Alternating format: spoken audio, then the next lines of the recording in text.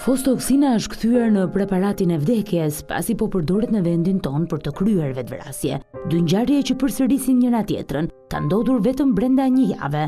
Në 17 shkurt, një 23 vjeçare nga Sukthi i dha fund jetës pasi konsumoi fostoksin. E reja, edhe pse u transportua në spital, nuk arriti dot të mbijetonte. Kjo ngjarje alarmoi opinionin publik që solli në vëmendje shumë raste të tjera të ndodhura ndër vite, se si ky preparat gjendet lehtësisht në farmacitë bujqësore e që tregtohet jashtë normave ligjore.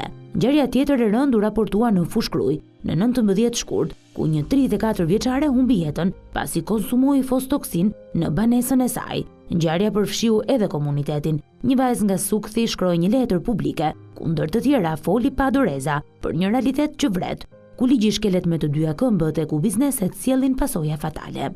Lagja është në zi, një jetë e re u shua shumë herët, dhe bashkë me dhimbjen linde dhe pyetja që po e bëjnë shumë qytetar, si është e mundur që një lëndë kaq e rrezikshme të blihet kaq lehtë? Nuk mund të rrim duar kryq, kur një helm vdekje prurës si fostoksina shitet në rrugicat tona me të njëjtën lehtësi si të ishte buk. Kjo nuk është thjesht helmiu, është një armë kimike që nuk ka antidot, ka shkruar e reja. Edhe pse ligji e thot qartë që tregtimi duhet të bëhet vetëm duke përmbushur disa kritere të përcaktuara, fostoksina gjendet rëndom. Një vit më parë, Report solli një investigim ku gazetari arriti të blejë lehtësisht fostoksin në disa farmaci bujqësore pa përmbushur asnjë kusht. Tha i mat që duhet një 100 gram fotoksin se kemi një si gjysmë vame për bodrum, kafuca fasule, bim mjekësore, edhe i duheshin. Të mos kesh njerëz ambient atë. Jo. Për 3 javë herë mos hapet fare. A me kokra, sa kokra do? Një kokër sa lek bën?